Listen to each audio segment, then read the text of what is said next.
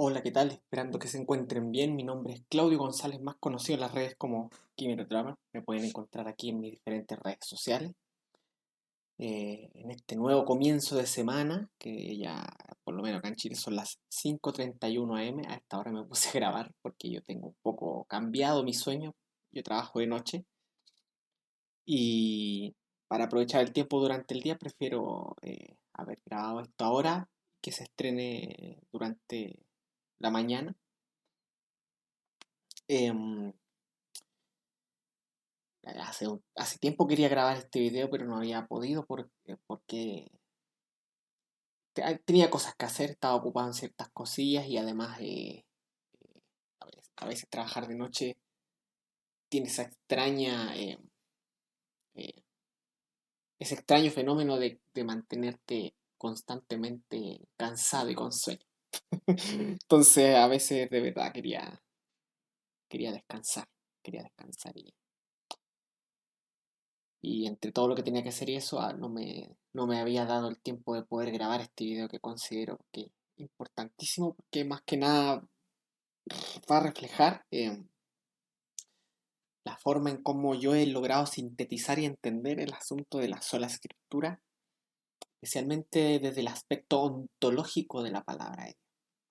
Hace unas semanas atrás se dio un fenómeno que Jonathan Ramos debatió contra Santiago Alarcón sobre este asunto y eso causó un revuelo en las redes, por lo menos entre los, los creadores de contenido teológico de YouTube. Y, y se dieron muchos análisis, muchos relatos, etcétera, etcétera, etcétera. Y esto se vio reforzado después con el debate de Edgar Pacheco con este cura o padre de la Iglesia Católica Romana, en donde mencionó constantemente la idea o el fenómeno de la Biblia como eh, relacionada ontológicamente con Dios. ¿Ya? Em, y bueno, en ese tiempo yo escribí un artículo, un pequeño texto sobre este asunto para reforzar la idea. Y también en este video quisiera, a modo de corregir malos entendidos, ¿ya? Quisiera profundizar un poco o llevar a lo concreto la idea de que la Biblia es ontológicamente la palabra de Dios, que es una forma de entender el texto, ya desde el aspecto teológico del mismo, ¿ok? Para eso, bueno, les voy a leer el texto que escribí en ese momento, pero también les quiero, antes de enfrentar eso, quiero aclarar el asunto de la Biblia como eh, la palabra ontológica de Dios. Ya quiero aclararlo bien para que no haya malos entendidos y no caigamos en el error que cometen los musulmanes cuando hablan de que el Corán sería algo así como tendría la misma esencia de Dios, por decirlo así, en el sentido de que prácticamente sería Dios, sería Dios, y eso es un error en las relaciones en el entendimiento del emisor y el mensaje, ese tipo de cosas, ¿ya? Para eso, bueno, primero vamos a cambiar aquí, espero que la RAM me acompañe, vamos a cambiar aquí de pantalla y acá les escribí un pequeño texto en donde parto con un par de definiciones, eh, luego sigo con una cita bíblica como enganche al tema de la Biblia como palabra ontológica de Dios y luego unos par de párrafos para aclarar este asunto, ¿ya? Esto a modo de que no ocurran ciertos malos entendidos o errores al momento de enfrentar este asunto, ¿ok? Ya. Vamos a partir con un par de definiciones y vamos a comentar donde sea necesario hacerlo. Primero, ¿qué es una proposición? Les leo, dice, es el significado de una oración declarativa que expresa una afirmación con valor de verdad, verdadero o falso y apunta a un referente mediante términos simbólicos, palabras, gestos, idiomas, etc. ¿Ya? Vamos por partes. Primero dice que una proposición es el significado de una oración declarativa. ¿Ya? Vamos a leer lo que es una oración declarativa ahora, para hacer el enganche integral. Dice, es una entidad gramatical compuesta de sujeto y predicado, cuya función es transmitir información, expresar una idea o realizar un acto comunicativo, como declarar una verdad o invitar a una acción. ¿Ok? Una oración declarativa es una entidad gramatical compuesta de sujeto y predicado, ¿ya? Y que tiene carga de verdad, es decir, puede ser verdadera o falsa, ¿ya? Ya, esa es una oración declarativa. Ahora, una proposición es aquello a lo que una oración declarativa apunta. Por ejemplo, si tenemos la proposición el perro blanco, el sujeto vendría a ser el perro, el sujeto es del que se habla y el predicado es lo que se dice del sujeto. Aquel de quien se habla y el predicado es lo que se dice del sujeto. Esto es lenguaje básico. ¿Ya? Entonces, el perro blanco, la oración declarativa, el perro blanco, tiene al sujeto que vendría a ser el perro y lo que se dice del perro, es decir, que es blanco. ¿Ok? Sin embargo, yo les voy a hacer una pregunta. La declaración, la oración declarativa, el perro blanco, ¿es el perro blanco en sí misma? No lo es, sino que es un referente simbólico. ¿Ya? ¿A qué me refiero con un referente simbólico? Las palabras, como células del lenguaje, son símbolos. ¿Ya? Son símbolos. Los gestos, por ejemplo, el lenguaje de señas, es un símbolo. El braille es un símbolo. ¿Ok? Ahora, la proposición es aquello a lo que apunta el símbolo. Por ejemplo, yo puedo decir, los diferentes idiomas también son símbolos. Por ejemplo, yo puedo decir el perro blanco, puedo decir the white dog, puedo hacer el lenguaje ocupar el lenguaje de señas para decir el perro blanco, o puedo escribir en braille el perro blanco. Son 4 formas diferentes de expresar una misma proposición, es decir, la idea de el perro blanco. ¿Se entiende? Entonces, el perro blanco que trasciende a la proposición es aquello a lo que lo simbólico apunta. ¿Por qué hago esta mención? Tengamos clara esta idea. Los símbolos expresan proposiciones, pero la realidad está en la proposición, no en el símbolo en sí. ¿Se entiende? Por ejemplo, si yo tengo una Biblia y yo la quemo, ¿quemé la palabra de Dios? En un sentido sí, en el sentido simbólico, claro. Porque la Biblia, en tanto un conjunto de caracteres simbólicos que representan o que significan aquellas proposiciones que Dios quiso revelar, en ese sentido, claro, es la expresión simbólica de la palabra de Dios, pero la realidad de la palabra de Dios está en la proposición, en la idea detrás. Ahora, como la proposición, podríamos decir, no estoy siendo filosóficamente preciso, pero como es de acceso universal, ¿ya? Como es de acceso universal, es decir, un estadounidense, un chileno, un francés pueden acceder a la proposición el perro es el perro blanco. eh, Sin embargo, los tres la van a expresar simbólicamente de diferente manera. El francés en su idioma, el estadounidense en su idioma y el chileno en español. ¿Ya? Pero van a apuntar a la misma idea. Por esta razón es posible traducir la Biblia, por ejemplo. Las proposiciones son las mismas universalmente, por decirlo de alguna manera, pero cambia la simbología. Cambia la simbología. ¿Ya? Entonces, los símbolos, las palabras, las estructuras simbólicas, las maneras simbólicas en cómo se expresan las proposiciones, pueden ser diferentes, pero la realidad, lo revelado es la proposición. Allí es donde se encuentra la palabra de Dios. ¿Ya? Por supuesto, Dios nos revela su palabra en términos sensibles, en términos de símbolos, en términos de señales, en términos de formas, ¿me entiendes? Pero nos revela proposiciones específicas. Por ejemplo, en el principio creó Dios los cielos y la tierra. Es una proposición específica que puede ser expresada en chileno, que puede ser, o sea, en chileno no existe el idioma chileno. En español puede ser expresada en francés, puede ser expresada en inglés, puede ser expresada en lenguaje de señas, puede ser expresada en braille, etcétera, etcétera, etcétera. Pero la proposición específica es lo que Dios reveló. ¿Ok?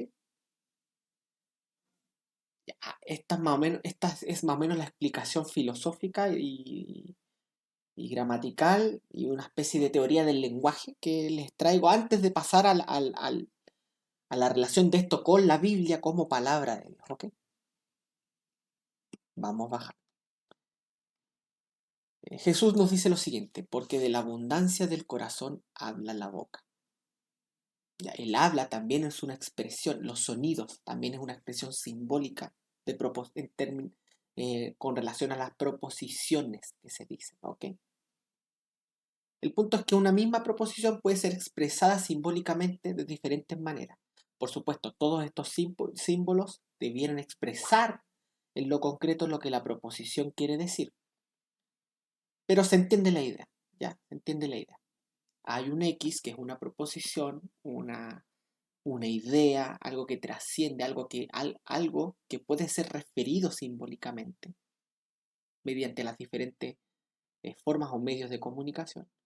Y están los símbolos los símbolos que van a expresar estas proposiciones en oraciones declarativas, por decirlo de alguna manera. ¿Ya? Ahora, vamos ahora a la relación ontológica entre el emisor y lo que emite, entre el que habla y lo hablado. Jesús nos dice, porque de la abundancia del corazón habla la boca. En el contexto en que se da esta palabra, tiene relación con el hecho de que el corazón, que es en el ser humano, eh, es, es por decirlo de alguna manera, es aquel lugar, es aquel lugar existente en el hombre que guarda todas las ideas que este hombre ha aprendido, que ha desarrollado, que ha reflexionado, todas las cosas que él sabe, y también tiene carga ética, o sea, en un momento en que Cristo expresó esta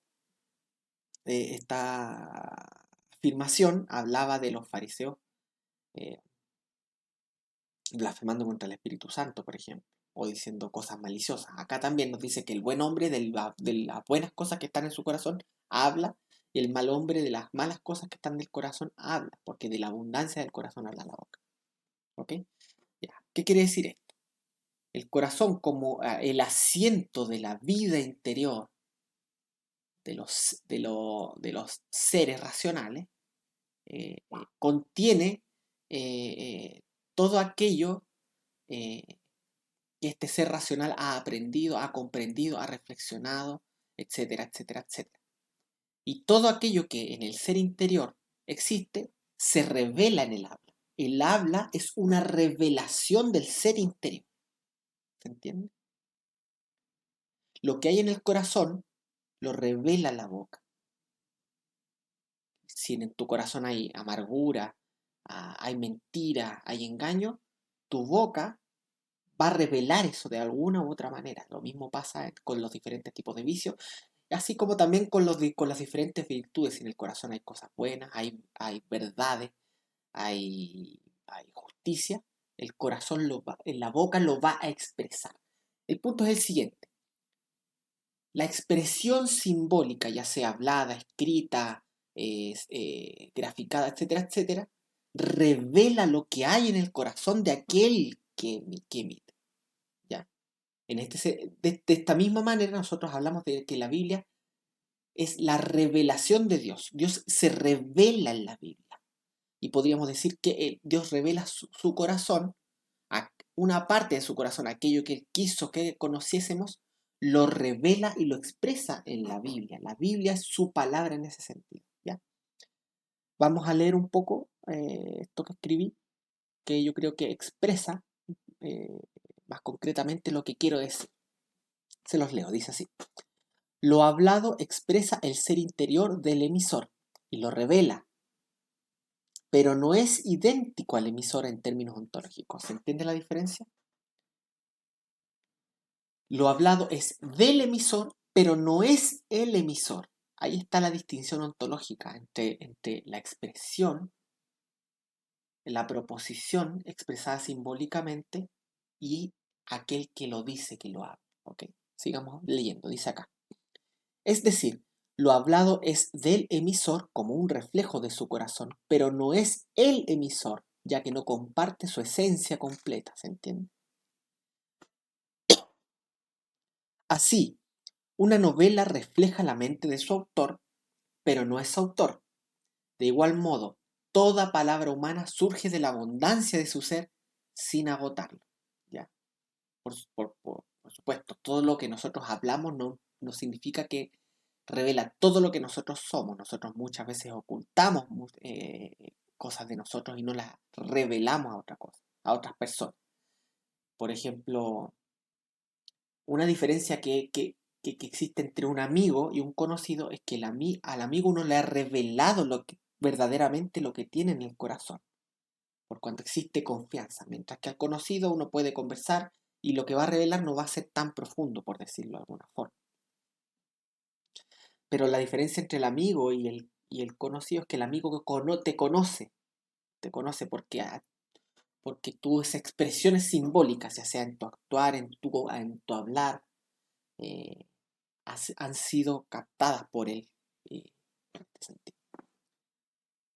Vamos al segundo párrafo, que ya tiene que ver con la palabra de Dios en sí. Dice así. La Biblia como palabra de Dios es Dios hablando, un acto soberano de revelación que comunica lo que hay en su ser. Inspirada providencialmente, sus proposiciones, es decir, las proposiciones de la Biblia, expresan infaliblemente la verdad que Dios quiso revelar en lenguaje humano, como un capítulo autoritativo de la gran narrativa de la historia que Él escribe con su decreto eterno. ¿A qué me refiero con esto?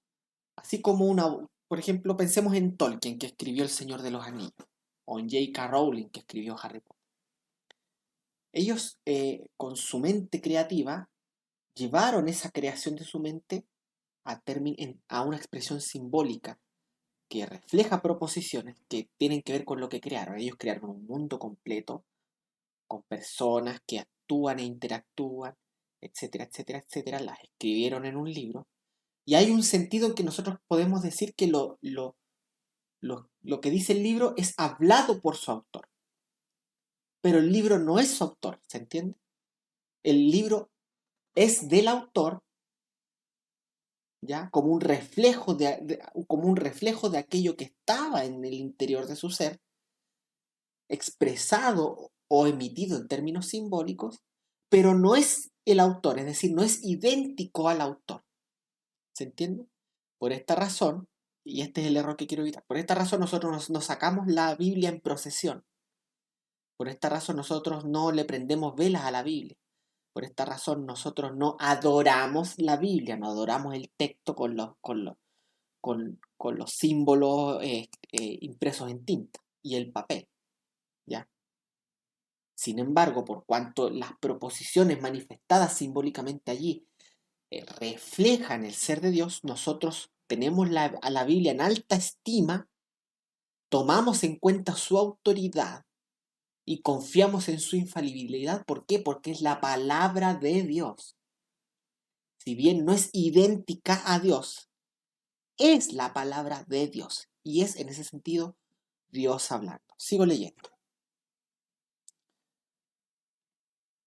Eh, También dice, inspirada providencialmente, sus proposiciones expresan infaliblemente la verdad que Dios quiso revelar en el lenguaje humano como un capítulo autoritativo de la gran narrativa de la historia, que él escribe con su decreto eterno.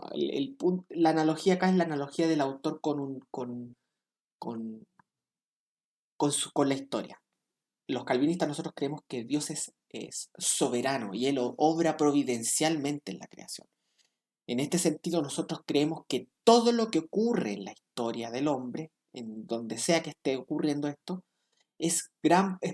forma parte de la gran narrativa de la historia que Dios ha querido desarrollar en este mundo. Sin embargo, la Biblia es un capítulo revelado infaliblemente de esa gran historia que Dios está escribiendo constantemente, a modo de metáfora, providencialmente en el mundo. Ya, por supuesto, va a llegar un momento en que nosotros vamos a estar en la presencia de Dios y Pablo nos dice que conoceremos como fuimos conocidos. Es decir, vamos a poder leer el capítulo de nuestra propia historia que Dios escribió mientras estuvimos y caminamos en este mundo. Pero la gran narrativa providencial que Dios está desarrollando en la historia del mundo, soberanamente, porque Dios tiene el control exhaustivo de todas las cosas, parte de esa narrativa es lo que Él quiso revelarnos en la Biblia y es la parte relevante para la salvación de nuestras almas. Y yo diría que es la parte más importante, que es la revelación del amor de Dios en su Hijo Jesucristo para con la humanidad. ¿Ok? Sigo leyendo, dice acá. Por esto, la Biblia es su palabra, es infalible, refleja su corazón, lleva su autoridad y cumple su propósito redentor, como cuando Dios habla directamente a través de la Escritura. Por ejemplo, en Romanos 9:17 existe este fenómeno de que muchas veces se identifica lo que dice la Escritura con lo que Dios dice. En Romanos 9:17, porque la Escritura dice a Faraón, dice el texto, para esto mismo te he levantado. Sin embargo, el referente o el versículo al que hace referencia dice porque que lo que dice ahí lo dijo Dios. ¿Se entiende? Por lo tanto, para Pablo, lo que la Escritura dice, Dios lo dice. Y ahí está la relación, la estrecha relación ontológica entre Dios y su palabra. ¿Ya?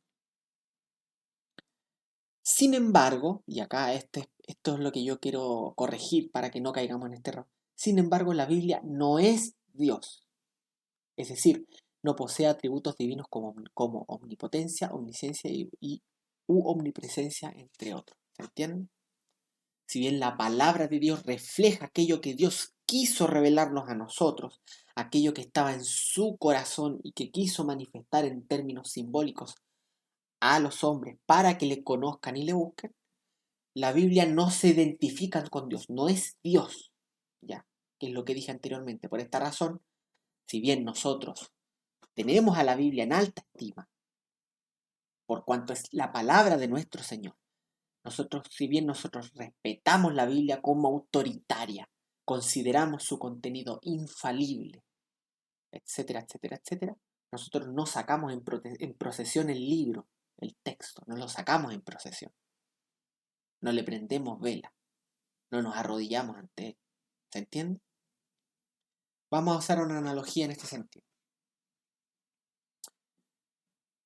Eh, una autoridad X escribe una carta que lleva un mensajero hacia una autoridad subordinada, ¿ya? En esta carta está expresada parte de lo que la autoridad es, en términos simbólicos, tiene la autoridad del autor, o sea, tiene la autoridad de aquel que la emite, por lo tanto, hacerle caso a la carta es hacerle caso a la autoridad, a lo que dice la carta. Y desobedecer lo que dice la carta sería desobedecer a la autoridad. ¿Entiendes? Pero la carta no es la autoridad. Ahora, como simbólicamente representa aquello que la autoridad quiso expresar desde su interior, si yo veo la carta, la leo y eso me causa un resentimiento a esta autoridad y yo arrugo la carta, ciertamente no voy a estar arrugando a aquel que la emitió, voy a estar arrugando el papel con la tinta. Pero por cuanto simbólicamente eso expresa la autoridad y es un reflejo del ser de esa autoridad que yo percibo en el texto, entonces mi acción va a reflejar lo que yo pienso de esa autoridad. ¿Se entiende? Por ejemplo, si yo tengo una foto de mi hija en mi mano, evidentemente la foto no es mi hija, pero es una representación de ella, una representación simbólica. Si alguien llega y quema la foto, no va a estar quemando a mi hija.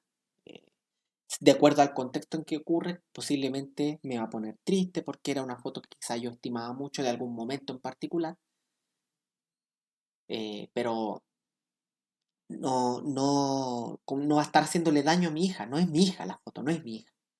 Sin embargo, por ejemplo, en otro contexto, si una persona eh, tiene malicia hacia mí y para expresar esa malicia toma esa foto frente a mí y la arruga, si bien no va a estar haciéndole daño a mi hija, esa acción va a revelar lo que hay en su corazón con respecto a mí y a mi descendencia. ¿Se entiende? Hay una relación estrecha entre lo simbólico y lo que representa. Si bien no es una relación de identidad, es una relación tan estrecha que la reacción ante lo simbólico expresa lo que hay en el corazón contra aquello a lo que se refiere. ¿Se entiende? Ahora, ¿por qué explico esto? Porque nosotros no consideramos que la Biblia sea Dios. La Biblia no es Dios, pero la Biblia es su palabra, carga con su autoridad, refleja infaliblemente lo que Dios ha querido revelar, su mensaje redentor. Y por eso nosotros tenemos a la Biblia como la autoridad máxima, la autoridad suprema por sobre toda autoridad, el juez último de todo aquello que tiene que ver con eh, doctrina y práctica para su pueblo. Sin embargo, nosotros no adoramos a la Biblia, no le prendemos vela, no la sacamos en procesión, no nos arrodillamos ante ella, porque la Biblia es su palabra, pero no es Dios. La Biblia es de Dios, es la palabra de Dios, pero no es Dios. Ahora, Edgar Pacheco repite muchas veces la expresión que la Biblia es una extensión de Dios. Y hay un sentido en que la Biblia puede ser entendida como una extensión de Dios. Si lo que queremos decir con eso, que la Biblia eh, es Dios, se identifica con Dios, claro que hay un error. No creo que Edgar esté refiriéndose a eso en absoluto. Pero sí es una extensión del Dios en el término de que, en el sentido de que refleja el ser de Dios en términos simbólicos, ¿ya? La Biblia es palabra de Dios. La Biblia es Dios hablando, pero la Biblia no es Dios. Tengamos esto claro. La Biblia carga con la autoridad de Dios. La Biblia revela infaliblemente lo que Dios nos quiso revelar, pero la Biblia no es Dios. Con esto no estoy minimizando a la Biblia, sino estoy dejando clara la relación ontológica entre el emisor y aquello emitido. ¿Ya? Ahora, como yo reaccione a aquello emitido por el emisor, va a ser, en cierto sentido, finalmente va a revelar lo que mi corazón tiene hacia el emisor. ¿Se entiende? Ok. Habiendo dicho eso, ahora voy a leerles el texto. Este. Quiero no demorarme mucho. Se los voy a leer para que esto ya extiende un poco la idea de que la Biblia es la palabra ontológica de Dios. ¿Ok? La extiendo un poco y expresa cómo esta forma de entender la palabra de Dios es un escudo muy fuerte en contra de las acusaciones de los católicos romanos. Les voy a leer. El video se llama Sola Escritura, primer principio axiomático y exigencia sin sentido, pero el texto cambia el orden del título, pero es un detalle. Por si acaso, este texto me lo pueden pedir y yo se los puedo facilitar para que lo lean y lo discutan. Dice así.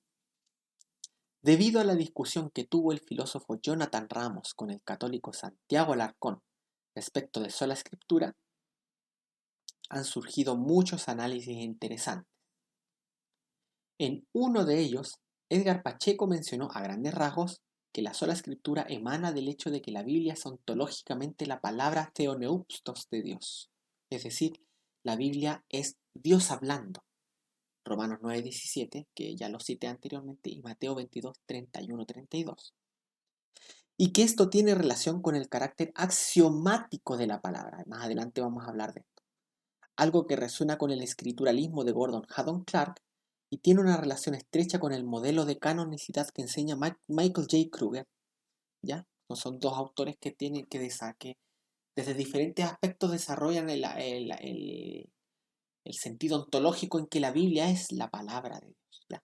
Quiero ir a Mateo 22, 31, 32 para mostrarles un fenómeno eh, por el cual yo hablo de que la Biblia es Dios hablando. Dice Mateo, eh, Mateo 22 del 31 al 32, dice lo siguiente. Pero respecto a la resurrección de los muertos, Jesús está hablando, esto es cuando le hacen la pregunta sobre la resurrección de los muertos. Dice, pero respecto a la resurrección de los muertos, dice, ¿no habéis leído lo que os fue dicho por Dios cuando dijo, en el versículo 32, dice, yo soy el Dios de Abraham, el Dios de Isaac, el Dios de Jacob? Dios no es Dios de muertos, sino de vivos. Acá la expresión importante es esta. ¿No habéis leído lo que os fue dicho por Dios? Acá cuando dice lo que os fue dicho por Dios, le está hablando, no se está refiriendo a Moisés, se está refiriendo a aquellos que estaban escuchando. Básicamente lo que le está diciendo es que cuando ellos leen eso, es como si Dios les estuviese hablando a ellos. ¿Se entiende? Si yo escribo una carta, aquella persona que va a leer esa carta, prácticamente es como si estuviera yo hablándole a esa persona por medio de la carta. Por supuesto, la carta no soy yo, pero la carta expresa aquello que hay en mí. Es una extensión de mi ser expresada simbólicamente. La carta no se identifica conmigo, pero manifiesta en términos de revelación simbólica aquello que de mi interior quise manifestar. ¿Se entiende?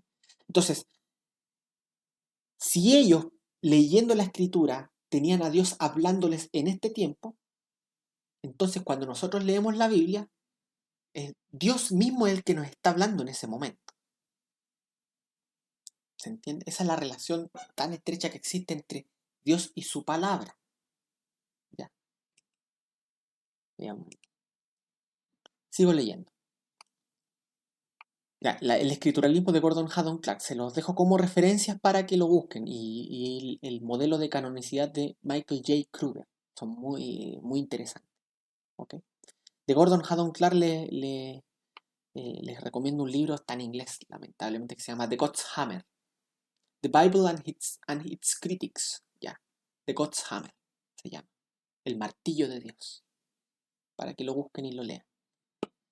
Si tienen, si tienen manejo con el inglés, háganlo. Si pueden traducirlo de alguna manera, háganlo y van a entender más o menos lo que Clark entendía con respecto a la palabra. Ya, ahora dice, vamos desenredando el asunto de a poco. Punto número 1, les leo. Dios es el ser supremo. Esto implica que por sobre Dios no hay ni puede haber nada en ningún sentido o categoría. Hebreos 6:13. En Hebreos 6:13 Dios dice que no habiendo encontrado a nadie por sobre él por el cual jurar, juró por sí mismo. Como no hay nadie sobre Dios, uno cuando jura por algo que está sobre él, sobre uno. ¿Ya? Pero como Dios para jurar no hay nadie por el cual él pueda jurar, tiene que jurar por sí mismo. ¿Ya? Esto implica que Dios es el ser supremo, no hay nada sobre él. En Isaías 40:25 Dios pregunta retóricamente, ¿a qué me vas a comparar o con quién me harás semejante? No hay nada que se parezca a Dios. Si bien la creación manifiesta ciertos aspectos del ser de Dios, nada en la creación va a reflejar de manera perfecta lo que Dios es en absoluto. Porque Dios es el ser supremo, dice. Sigo leyendo. Sino que, por el contrario, Dios es la medida de todas las cosas. Por Dios se mide todo lo demás. Esto implica que, por cuanto Dios es verdad en sí mismo, y esto tiene mucha relación con la palabra, recordemos que una proposición tiene carga de verdad, puede ser verdadera o falsa, ¿ya? Por cuanto Dios es verdad en sí mismo, sigo leyendo, lo que Dios juzga y expresa será necesariamente verdad porque Dios lo dice. Por esta razón, lo que Dios nos ha revelado, por cuanto lo revela Dios, que es verdad en sí mismo, necesariamente será infalible y será una verdad infalible. Sigo leyendo. Esto no implica que Dios, siendo condescendiente con nuestra humana falibilidad y nuestro estado caído, no puede utilizar ciertas pruebas para justificar la veracidad de lo que dice, como en el caso de Gedeón. Eh, yo les puedo alcanzar el texto y ustedes pueden buscar los pasajes específicos. Yo usé muchas citas bíblicas para justificar lo que estoy diciendo acá.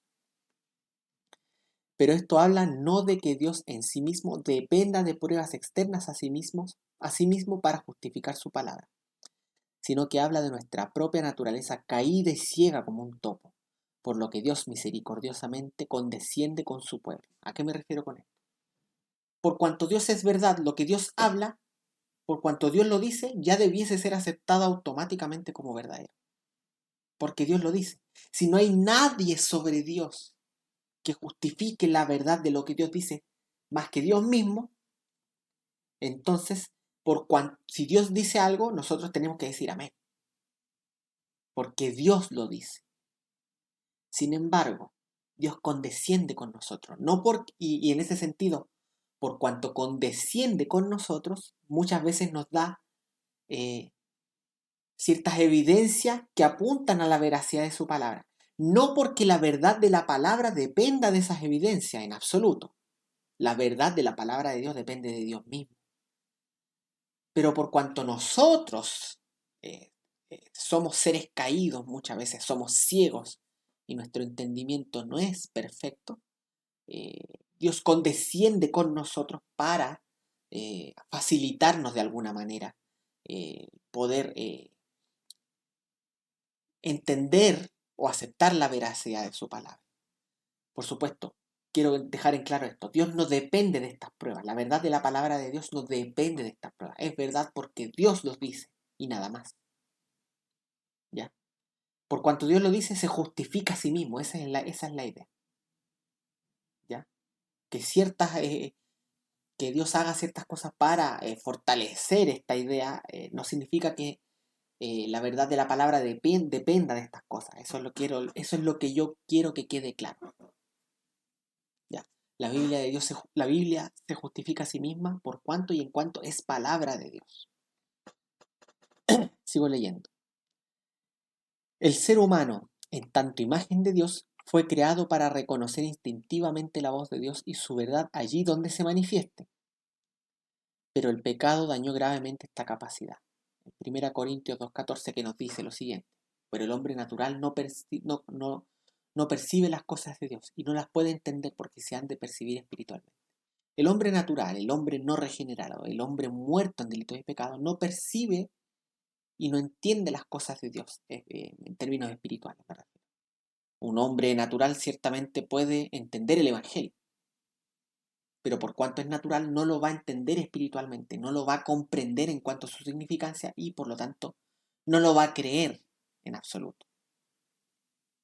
Un hombre natural puede creer que la Biblia enseña que Cristo murió para salvar al pecador que crea en él, ciertamente, pero no lo va a creer salvíficamente, es decir, lo va a tomar ya sea como algo que dice un texto que no es inspirado, lo va a tomar como un mito, lo puede tomar de diferentes formas, pero no lo va a aceptar con el real peso de lo que aquella verdad significa o refiere. ¿Entiendes? Porque está muerto espiritualmente, es un hombre natural, no tiene la capacidad espiritual de percibir la voz de Dios y de percibir la verdad de Dios en su palabra. Sigo leyendo. Por cuanto el hombre natural está caído, dice, y por esta razón, por esto, Dios no solo condesciende con nosotros de la forma dicha anteriormente, es decir, como lo hizo con Gedeón, sino que también debe obrar poderosamente en nosotros para que nuestros ojos puedan ver sus maravillas. Es decir, Dios no solamente condesciende externamente con nosotros dándonos pruebas de la veracidad de su palabra, sino que también debe obrar sobrenatural y poderosamente en el hombre para que pueda abrir sus ojos a las maravillas de la ley de Dios, de la palabra de Dios, como dice el Salmo 119:18.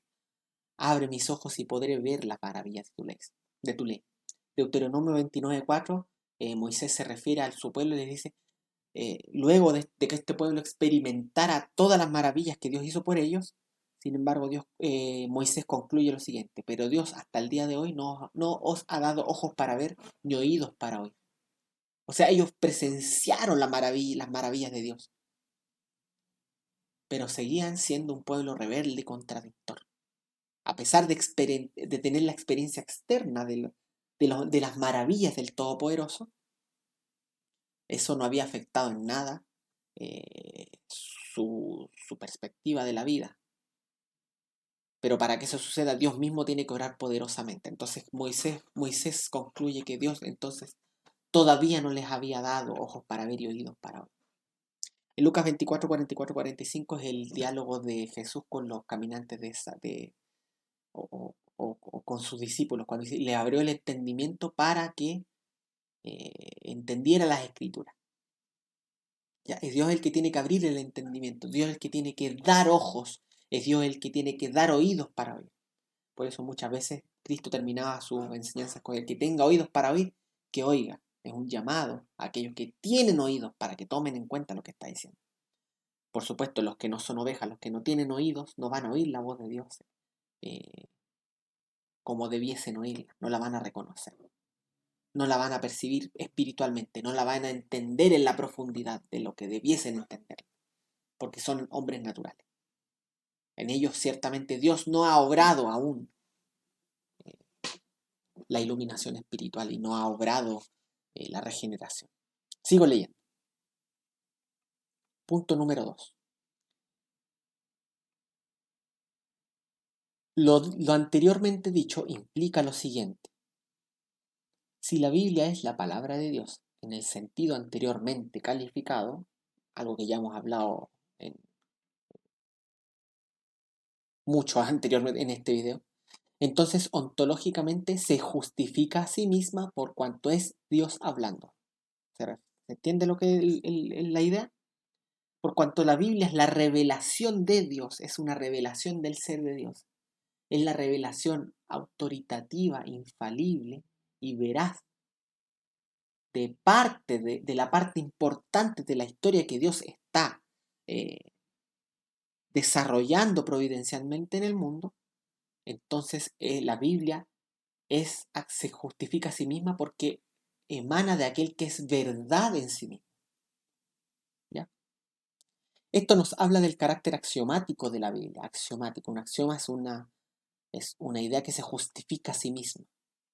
Pero también nos llama la atención a un hecho particular. Por cuanto la Biblia se justifica ontológicamente a sí misma, el hecho de que sea palabra de Dios no es conclusión de un argumento y, por lo tanto, no estamos frente a un razonamiento circular vicioso. O sea, que la Biblia sea la palabra de Dios no es la conclusión de un argumento, sino que es el principio del edificio que ha de ser armado. Y, de hecho, ni siquiera es virtuoso, o sea, no es un círculo en absoluto. No terminamos no terminamos en un círculo, es un axioma. Por lo tanto, la Biblia es la palabra de Dios y punto. O lo aceptas o lo rechazas. Esto tiene algunas implicancias importantes, ¿ya?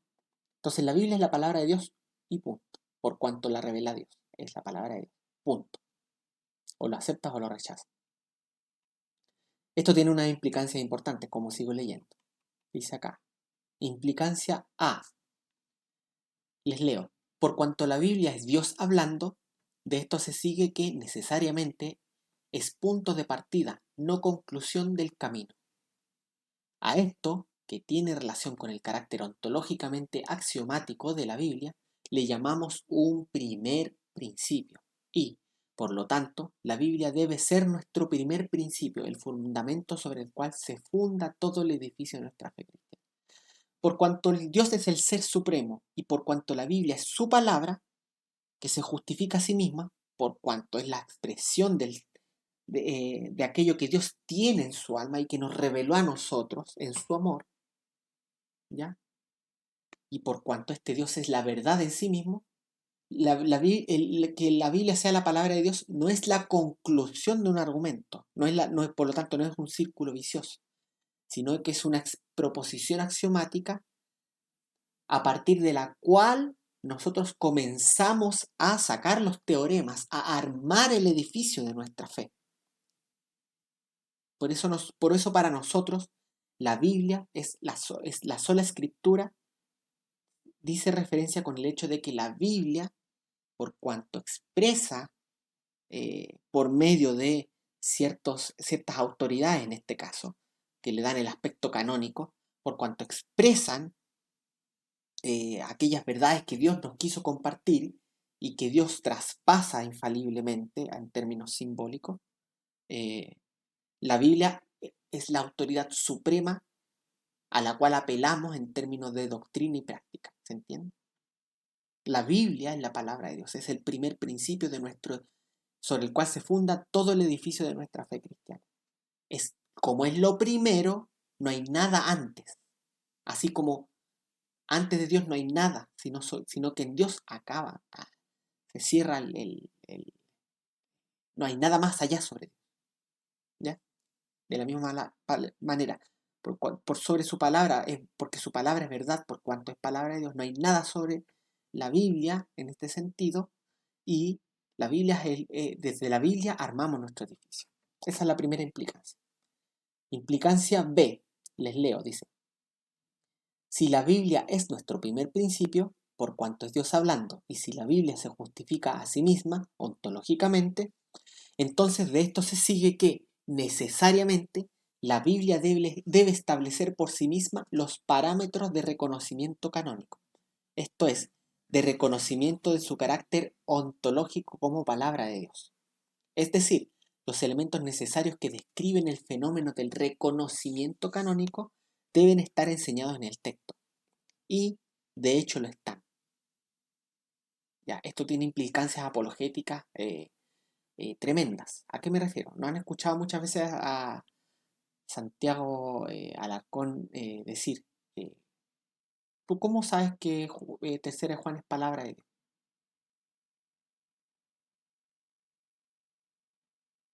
Esa afirmación eh, presupone la idea de que un texto para ser palabra de Dios tiene que decir que es palabra de Dios o tiene que explicitar a su autor.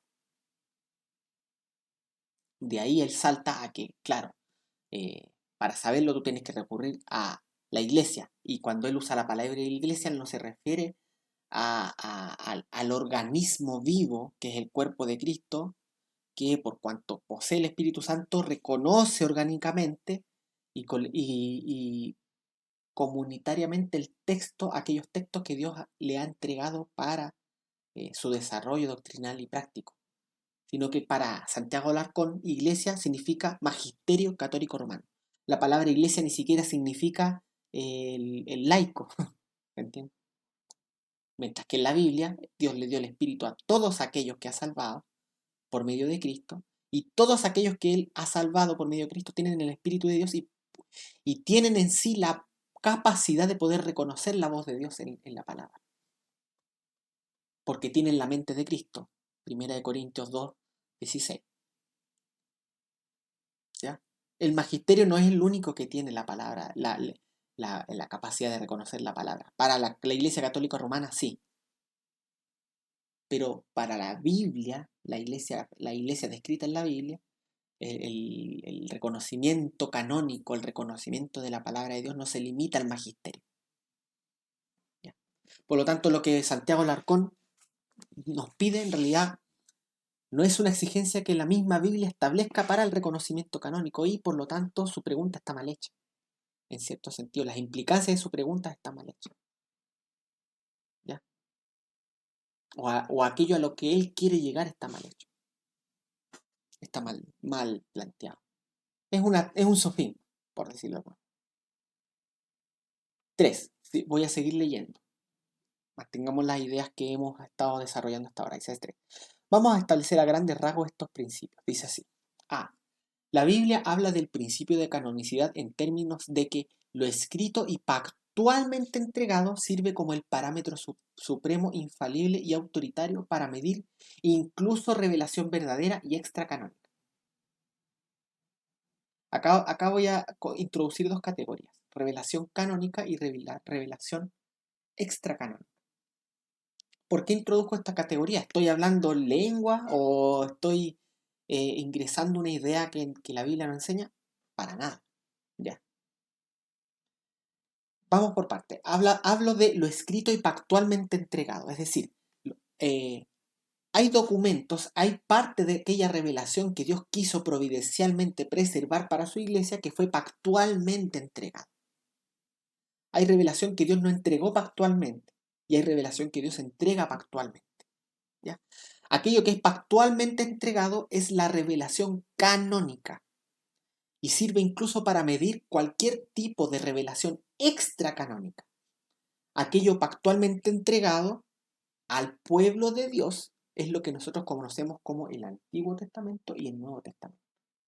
Sin embargo, la Biblia nos enseña un fenómeno, que Dios no se reveló solamente en estos documentos pactualmente entregados, sino que también hubo revelación extracanónica, revelación por parte de Dios, pero que Dios no quiso preservar para nosotros. O, por ejemplo, en la iglesia nuevo testamentaria que tenía el Antiguo Testamento y que tenía a los agentes pactuales escribiendo los textos bíblicos que luego iban a formar parte del Nuevo Testamento, existía el fenómeno de la profecía, el hablar en lenguas que se daba en todas las iglesias y que podríamos calificar como revelación extracanónica. No es revelación pactualmente entregada, pero es revelación. ¿Ya? ¿La Biblia habla de esto? Claro que habla de esto. Deuteronomio 13 del 1 al 5 nos habla de cómo reconocer a un verdadero profeta y un falso profeta. Y Deuteronomio 18, 20 al 22 también. Y nos revela el principio canónico, que es el principio que caracteriza la sola escritura. ¿Ya?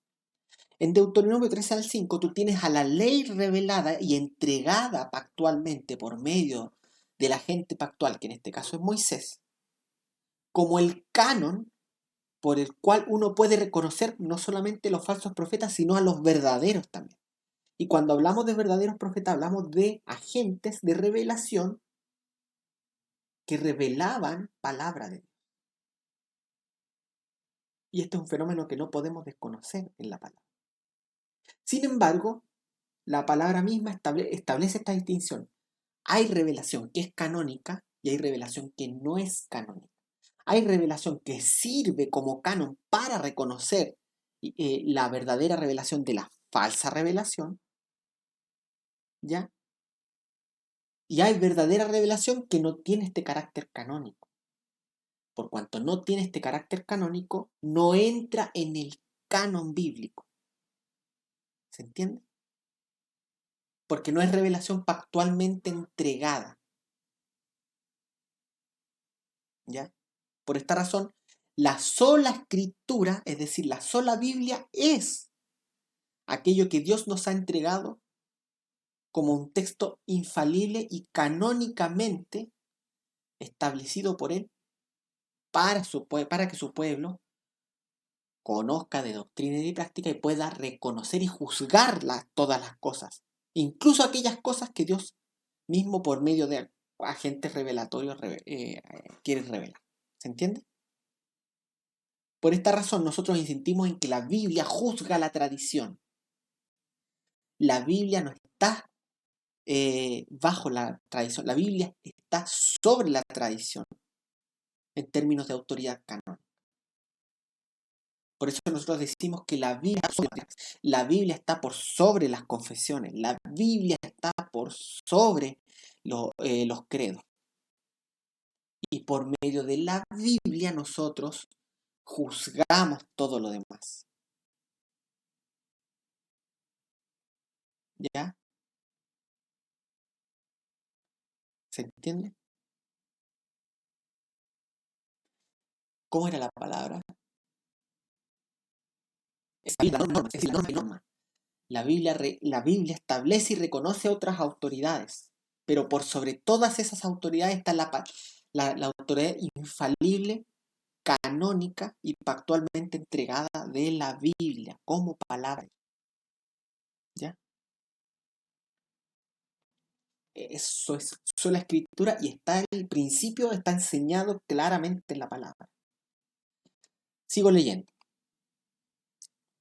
Deuteronomio 13 del 1 al 5 y 18:22 claramente establecen este principio de jerarquía de revelación, que sería una especie de analogía de la escritura, en un tiempo en que la revelación canónica y extracanónica eran algo común en la vida del pueblo de Dios, tanto del antiguo pacto como del nuevo.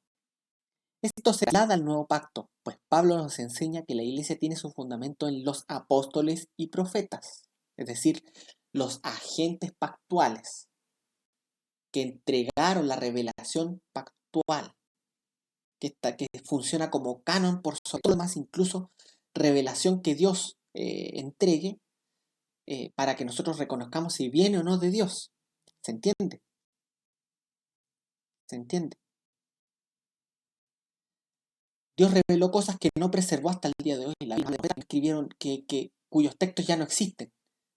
Dios no los quiso preservar providencialmente. Si nosotros creemos que Dios es soberano y que la providencia es Dios operando en la historia del hombre, por alguna razón, evidentemente Dios no quiso, por tanto estos textos no entran en el canon, aun si fueran verdadera revelación, pero no es revelación canónica.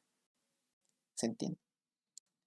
Y que la doctrina que se extrae de nuestro fundamento es la vara suprema con la que medimos todo lo demás.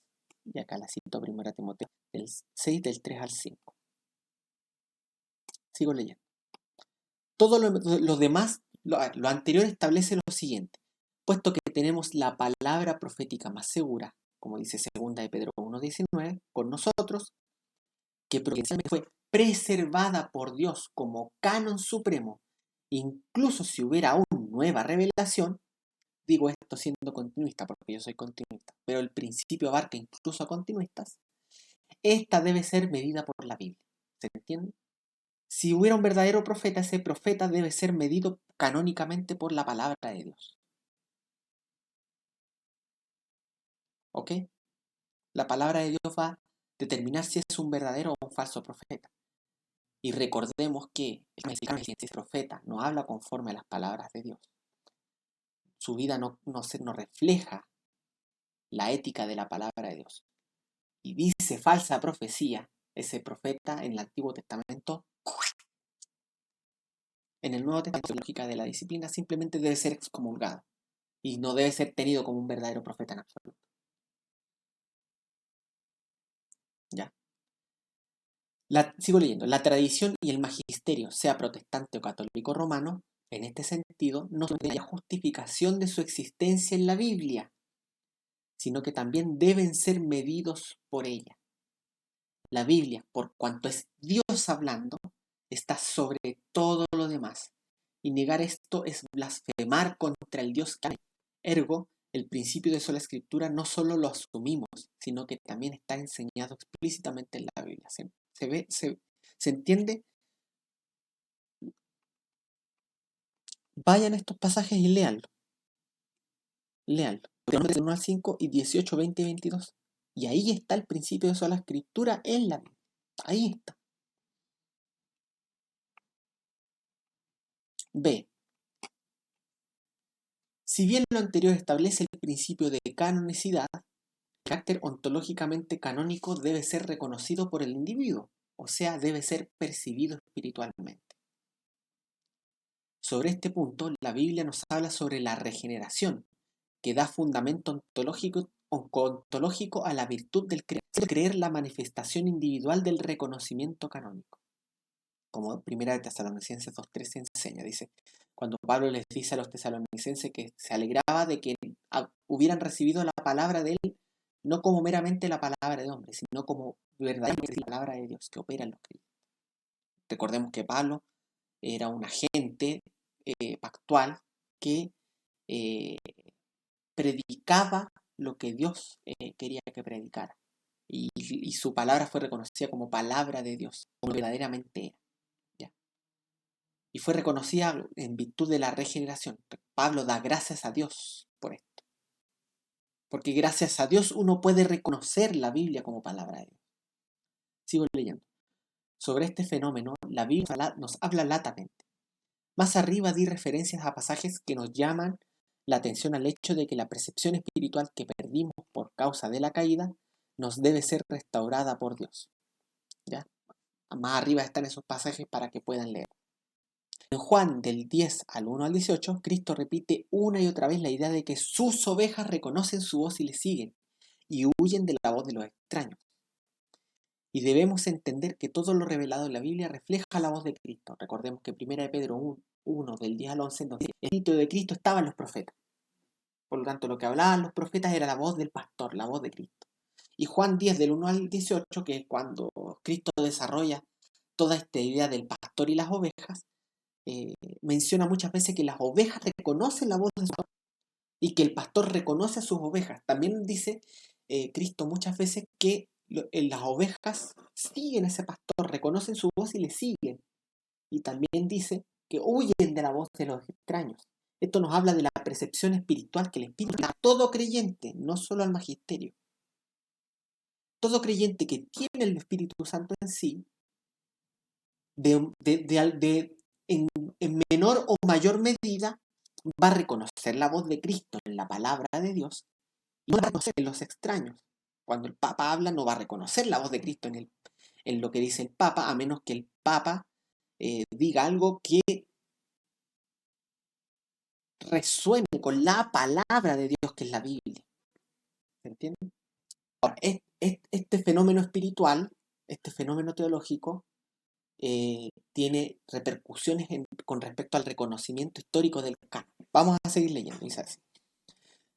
Pablo habla sobre este tema en 1 Corintios 2, del 6 al 16, comentando que el hombre espiritual juzga todas las cosas, no solo porque el Espíritu le ha revelado las cosas de Dios, sino también porque tiene la mente de Cristo. Es decir, hay un fenómeno ontológico que ocurre en el hombre, que llamamos regeneración, que le concede la mente de Cristo, y al conceder la mente de Cristo, estoy usando el lenguaje paulino, al concederle la mente de Cristo, entonces reconoce la palabra de Dios, reconoce la palabra del pastor, reconoce la palabra de Cristo. ¿Se entiende? Y de ahí emana la fe. Primera Juan 2:7 nos llama la atención al hecho de que frente a las doctrinas engañosas tenemos en nosotros la unción del Santo, que nos asiste para distinguir la mentira de la verdad, que de hecho es un carisma que disfruta cada creyente, no solo el magisterio.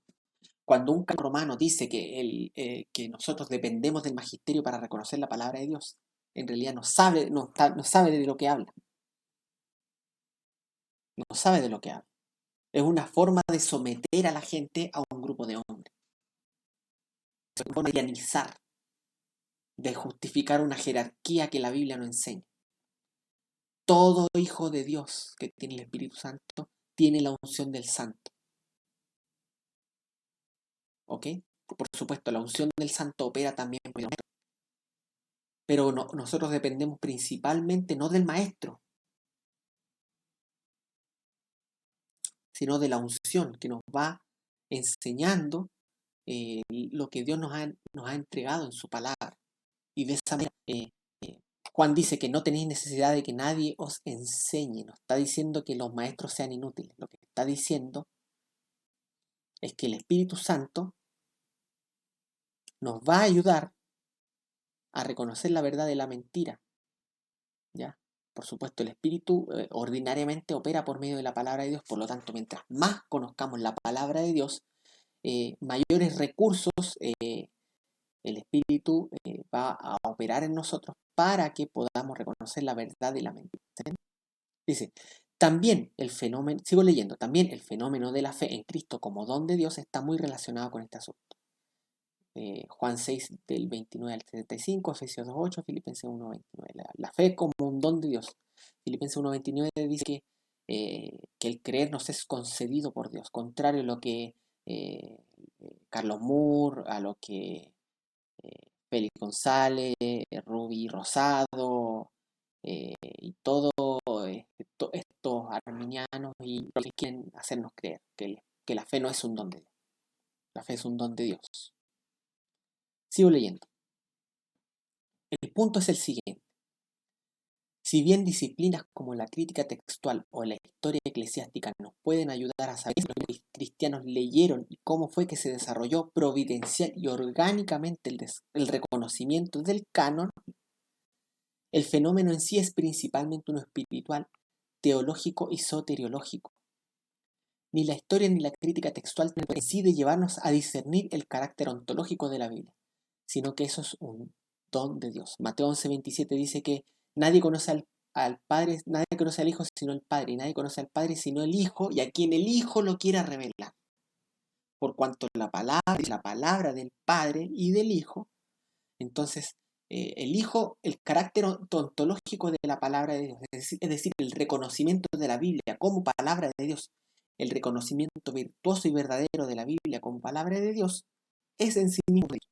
La historia, la crítica textual nos pueden ayudar a reconocer qué es lo que leían los primeros cristianos. Nos pueden ayudar a entender cómo los primeros cristianos que tenían el Espíritu Santo se fue desarrollando orgánicamente, históricamente, el reconocimiento canónico por la obra del Espíritu en los creyentes, no solamente en el magisterio. Que quede claro. Pero en sí mismo el reconocimiento de la Biblia como palabra de Dios es un don de Dios. ¿Ya? Sigo leyendo. Por supuesto, las disciplinas pueden ayudarnos grandemente a quitar obstáculos de en medio, pero al final la aceptación del mensaje de Dios depende de su voluntad, de la voluntad de Dios, no de la nuestra.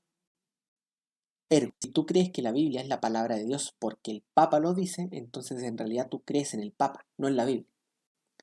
La Biblia no necesita al Papa en absoluto. El problema es que los católicos romanos tienen que, lamentablemente para ellos, someterse al reconocimiento magisterial de la Biblia como palabra de Dios, aunque a algunos pareciera que la menosprecian, demostrando así el principio de que no se puede servir a dos señores. Por cuanto la Iglesia Católica Romana es bicéfala en parte, y por cuanto el hombre no puede servir a dos señores, es imposible, o sirves a uno o sirves a otro, esa es la naturaleza de la jerarquía.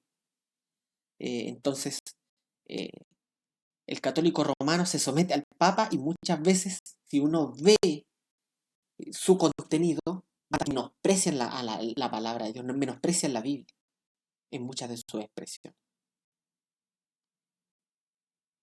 La someten al Papa, la someten al magisterio, etcétera, etcétera, etcétera. Incluso para que se vea este fenómeno.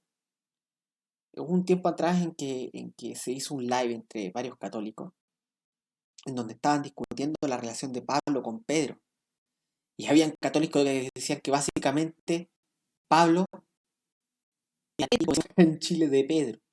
Era como su siervo, hacía lo que Pedro decía que hiciera, básicamente. Estaba al servicio de Pedro. Estaba sometido a Pedro. Era como el perro servidor de Pedro. Eso decían los romanos. Cualquiera que lee la epístola a los Gálatas se va a dar cuenta que para Pablo, Pedro no era nada, no estaba sobre él. Pedro no era nada. Pedro no le entregó nada. No, de hecho, Pablo dice, los de a mí no informaron de nada. Pablo dice que él fue enseñado por Cristo mismo. Que su doctrina no era suya, sino que era Cristo mismo. Venía de él mismo. Cristo mismo le enseñó a Pablo lo que él sabía. Pablo recién vino a conocer a Pedro como 15 años después, creo. O sea, el problema de los judaístas recién escucha a Pedro en persona. Pero no, para el católico Pablo era un perro que Pedro tenía para hacer su voluntad. Y lo mismo pasa con cuando hablan del magisterio vivo, especialmente del Papa y la Biblia. ¿Se entiende? Menosprecian la autoridad de la palabra de Dios. Y lo que finalmente repercute en el hecho de que ellos menosprecien a Dios mismo. Para ellos son eclesiólatras. Son eclesiólatras. ¿Se entiende? Y por eso no muchos de nosotros la acusamos de que al final ellos son sola eclesía. Nosotros somos sola escritura. Yo no me avergüenzo en absoluto de ello. Pero ellos son sola eclesía. ¿Ok? Ya, ahora el punto 4 son las implicancias apologéticas de todo lo que he dicho hasta ahora. Dice 4. Les leo. Las implicancias apologéticas de esto son sólidas. Por ejemplo, una forma de argumentar en contra del principio de sola escritura es poner un parámetro X como implicancia necesaria para la viabilidad del principio que, demostrada la falta de esta implicancia, entonces supuestamente se demuestra que la sola escritura es falsa. Este argumento toma la siguiente forma. Vamos al silogismo, dice. Premisa número 1. Si la sola escritura es verdad, entonces X. Premisa número 2. X no es verdad. C. Ergo, o por lo tanto, la sola escritura no es verdad. Sigo leyendo. Un clásico modus tollens. En este argumento, X puede tomar las siguientes formas proposicionales. Por ejemplo, si la sola escritura es verdad, entonces la lista de libros canónicos debe estar explícita o implícitamente expresado en ella. Por ejemplo, ese es uno de los argumentos que muchas veces usa esta gente. O, si la sola escritura es verdad, entonces cada libro debe explicitar que es palabra de Dios. O, por ejemplo, si la sola escritura es verdad, entonces la Iglesia como cuerpo histórico debe o debería haber reconocido infalible y homogéneamente cada libro y no reconocido los que no son. Esto tiene directa relación con la idea católico-romana de la autoridad por sobre el canon, de la autoridad eclesiástica sobre el canon. Sigo leyendo, dice. La verdad es que X puede tomar muchas formas. El problema está en que ninguna de ellas se extrae de nuestro primer principio y, en consecuencia, no tenemos la obligación de aceptar tales implicancias como parámetros válidos de reconocimiento canónico. En otras palabras, ya, voy a seguir leyendo, porque acá creo que lo expreso en términos de ejemplo. ¿Qué quiero decir con esto? Dice así, leo. Por ejemplo, quien quiera afirmar que la sola escritura exige que la lista de libros estén expresamente en el texto, debe primero probar que la Biblia establece eso como un parámetro necesario de reconocimiento canónico. ¿Me explico? Si la Biblia es nuestro primer principio y la Biblia se justifica a sí misma, la Biblia no puede tener algo por sobre ella que la valide. Todo aquello que valida la Biblia debe estar en la Biblia. Si una persona me dice, la sola escritura es falsa porque la lista de libros canónicos no está explícita o implícitamente expresada dentro de las proposiciones bíblicas. Pero yo le respondo, ok, entonces tú estableces un parámetro de reconocimiento canónico.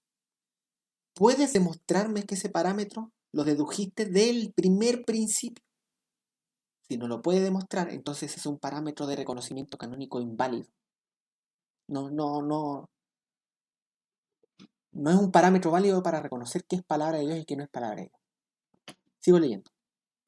O, por ejemplo, quienes quieren establecer que si la sola escritura es verdad, entonces la Iglesia como cuerpo histórico no debiese haber tenido problemas de reconocimiento canónico, ya sea no reconociendo libros inspirados o reconociendo libros no inspirados como inspirados, entonces tienen que explicar cómo sedes reconocidas como iglesias verdaderas tuvieron problemas para aceptar a Pablo en persona como apóstol, razón por la que muchas veces debió defender su apostolado. ¿Se entiende?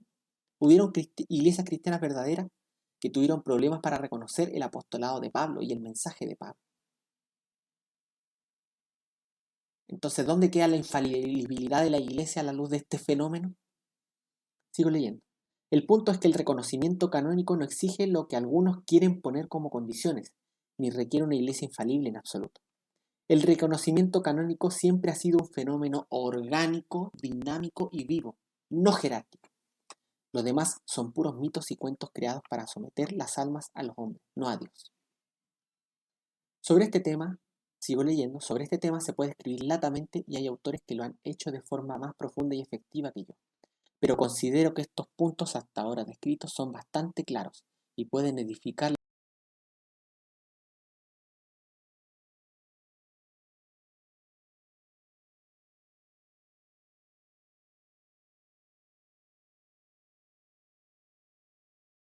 las almas del creyente que percibe espiritualmente que la Biblia es hablando, pero quiere reforzar su fe o quiere gastar. No temas, Dios nos habla directamente a nosotros con su palabra. Ningún hombre tiene el monopolio del reconocimiento canónico y quien diga tenerlo solo es un tirano que quiere poder. Solideo Gloria. Hasta ahí termina el texto que escribí. Lo vamos a cerrar para liberar un poco de RAM, a volver a la pantalla principal y esperar que la RAM se estabilice un poco. Ahora empezó el ruido en mi casa, así que se escuchan voces por aquí, son las 7 de la mañana aquí. Ok, entonces, en resumen, Dios es el ser supremo. La Biblia es su palabra. Por cuanto la Biblia es la expresión del ser supremo, no hay nada sobre ella. La expresión del ser supremo, no hay nada sobre ella. ¿Ya? La Biblia es el primer principio, es el fundamento sobre el cual armamos el edificio. Si alguien quiere poner parámetros de reconocimiento canónico sobre la escritura, primero tiene que justificarlos en la escritura. Si no los puede justificar en ella, entonces nosotros no estamos obligados a aceptarlo. Eso es todo, eh, hermanos. Espero no fallar, espero que el audio no se haya echado a perder. Y nada, dejo esto hasta aquí, esperando que tengan un excelente inicio de semana, que Dios les bendiga a todos y a cada uno de ustedes. Los que quieran contactar conmigo pueden buscarme en mis redes sociales, aquí. En la caja de descripción va a estar el link a mi grupo de WhatsApp para que podamos conversar por medio del grupo, etc. O si quieren mi número de teléfono, ahí lo pueden encontrar. Si esto que yo les escribo les sirve de alguna manera, les edifica de alguna manera y ustedes quieren hacerlo, le pueden ir a los links que están en la caja de descripción. Puede ser Patreon o PayPal, pero yo prefiero PayPal, me es más fácil, se lo recomiendo.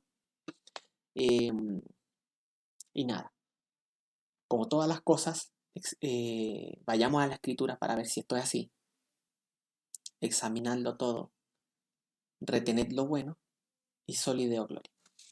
Que Dios les bendiga.